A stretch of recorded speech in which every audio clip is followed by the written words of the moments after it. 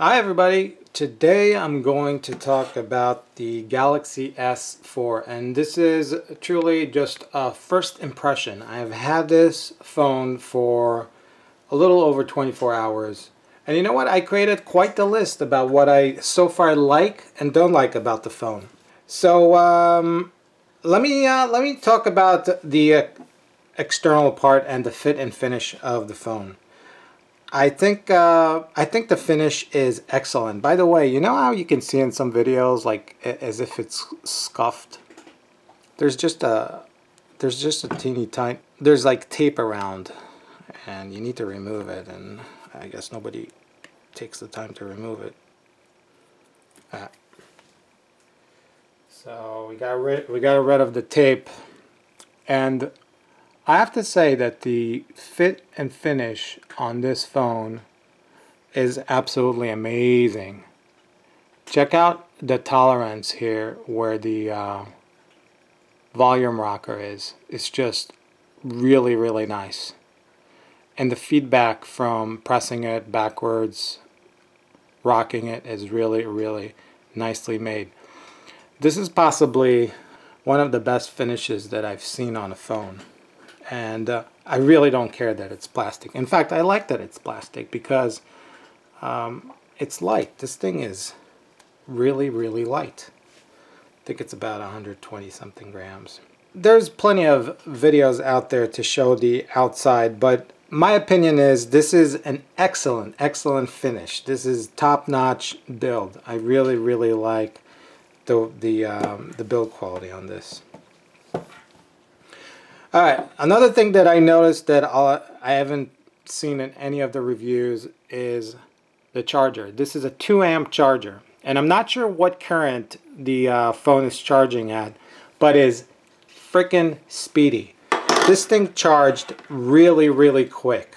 So it was all the way to 4% and went to 100% in a very quick time. I think it was less than 2 hours, and if it was only charging at 1 amp, it would take it more than 2 hours because of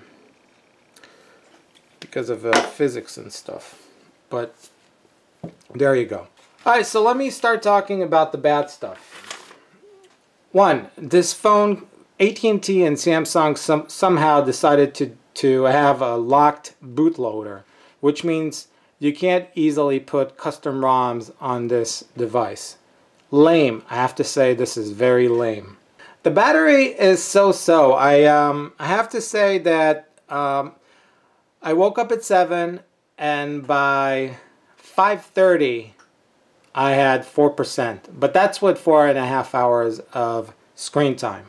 So I did use the phone quite a lot, but still, it didn't carry me 24 hours. TouchWiz, I hate it. It's very laggy. There's a ton of bloatware that AT&T added and Samsung added, and the phone lags a lot out of the box. You really have to go ahead to the system settings, application, and disable all this stuff. It's just ridiculous. All the bloatware that they added to this phone is just mind-boggling, really. It just, it's a lot. And the phone does run much better after you disable all these.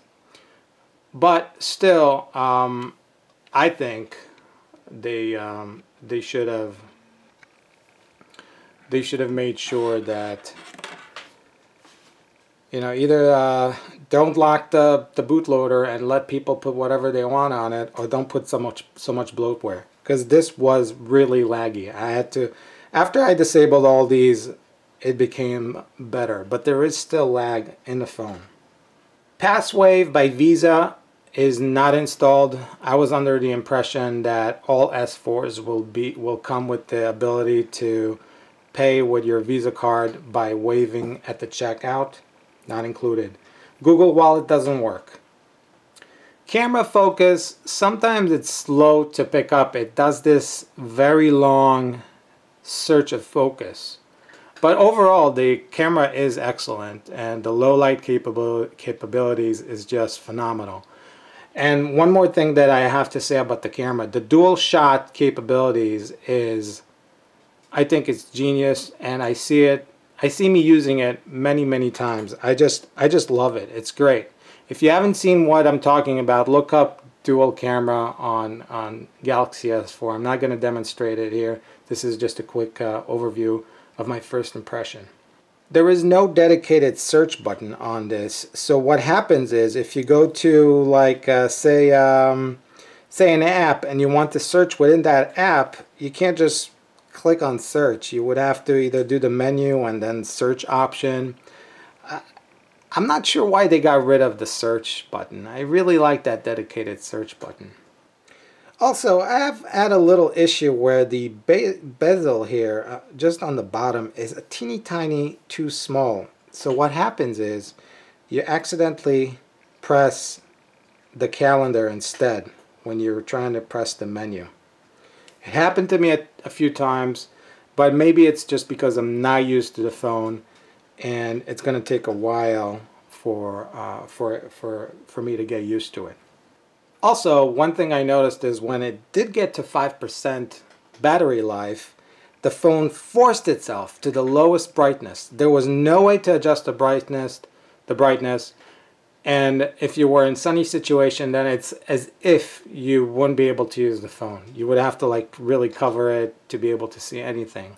I think they should have left it to the user if they want to waste more battery by having it still on auto brightness and not lowering it all the way down.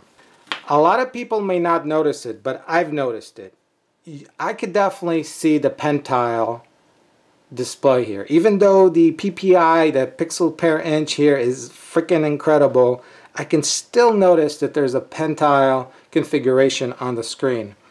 And one way to show it is, my eyes are very sensitive, so I can see it, but one way to show it is you can just see like a red halo around the 6. And I'm not sure that the camera is going to be able to pick it up, but that is something that I've noticed. I don't think it's going to bother me, but you can still tell that it's a pentile type of display. Alright, so let's move on to the good stuff. Great sound. The sound processor on this, I think they really improved on it. And I have the original Note and my other phones. This is so far the best sound that I've heard on an Android phone. And from my understanding and reading forums and stuff, it has a way better sound processor than the S3.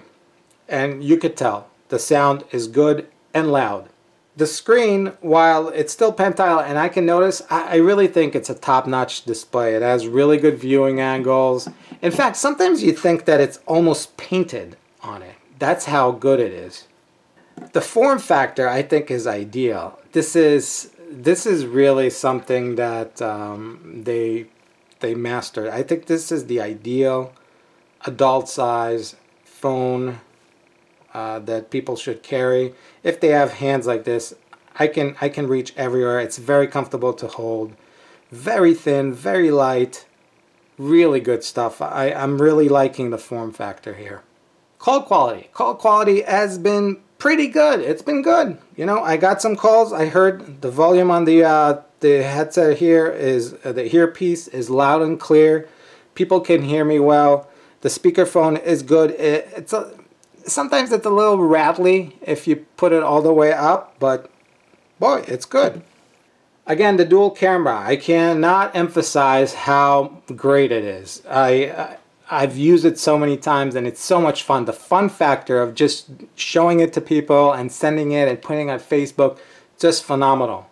I highly recommend using that. Again, low light capabilities, very good, very good. I'm very impressed with the low light. The high tracking feature, while it's not new, you see how it's really great. You can put the phone to go to sleep at 15 seconds and not worry about it shutting off, because it tracks your eyes and makes sure that you're still looking at the screen and it doesn't turn it off. One thing that didn't work for me is the orientation follow tracking thingy. So if you're sleeping and you're looking at like this, supposedly it shouldn't turn into horizontal. It didn't work for me. Another good that a lot of phones right now don't have is the replaceable battery. And hey, replaceable battery. After 8 months, go ahead, get a new one. It's like 10 bucks. Why not? As opposed to the HTC One and all the other ones, the battery really goes bad in phones, and it's just a matter of reality. Samsung, good job for keeping the battery replaceable and user replaceable. And last and not least, I talked about it in the beginning, this is a 2-amp charger, which makes charging this phone really, really fast. So listen, I'm going to wrap it up. There's plenty to talk about, and I will maybe create a video that's longer and goes a little more into details about what I like, what I don't like.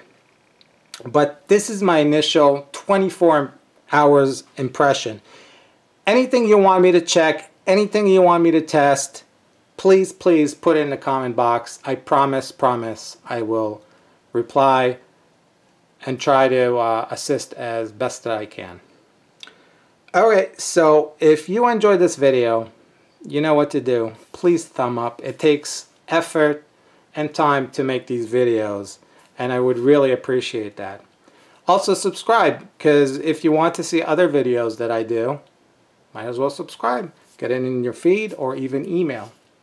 And I don't always do reviews on technology, but I do stuff that I like, so why not? Watch my videos. I think you're going to enjoy and have fun watching them. By the way, I got a cheapo case which worked pretty well. I may review it next, so stay tuned. Alright, till next time. Bye.